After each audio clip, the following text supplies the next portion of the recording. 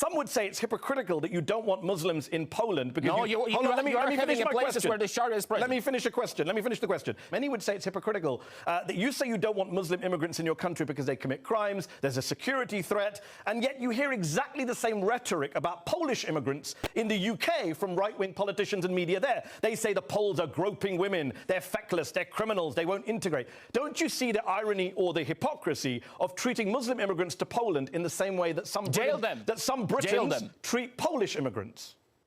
Okay, how many Poles blow themselves up in London or any other place in the world? That's the question I keep repeating. There is a lot of crime carried out by Polish immigrants, according to the right-wing press. Killed themselves and others because of their religion or hate. Dominic, your argument doesn't work. Just last month in the UK... The question was very specific. I'm answering your question. How many of them blowed themselves up? Okay.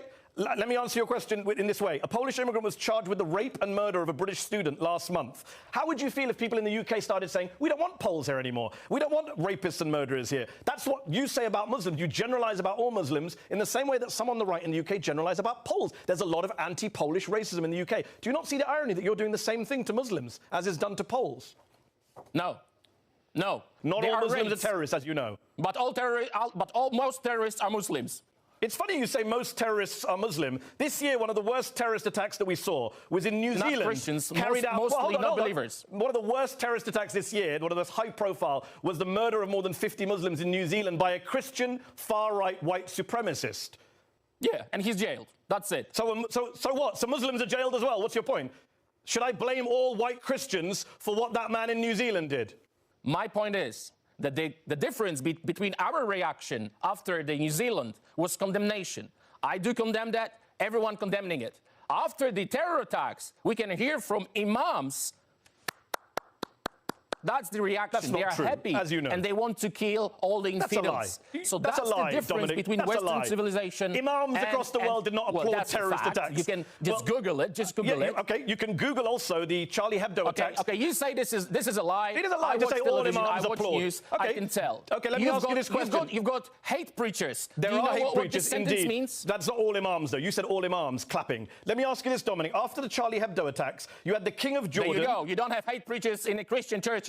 That's not true either. After the Charlie Hebdo attacks, you had the King of Jordan, the Prime Minister of Turkey, the Foreign Minister of Egypt, the President of the Palestinian Authority, numerous leaders from the Muslim-majority world literally marched through the streets of Paris in solidarity with the non-Muslim victims of those attacks. I don't remember seeing you or any other member of the Polish government marching in Christchurch, New Zealand, in solidarity with the Muslim victims of that attack.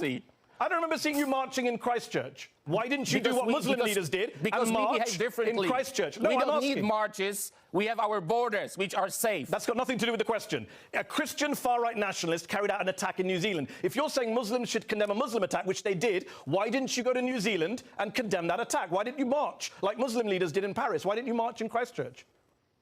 If you think that these Muslims, these preachers, these imams are so peaceful, let them go to Saudi Arabia. Let them go to Qatar.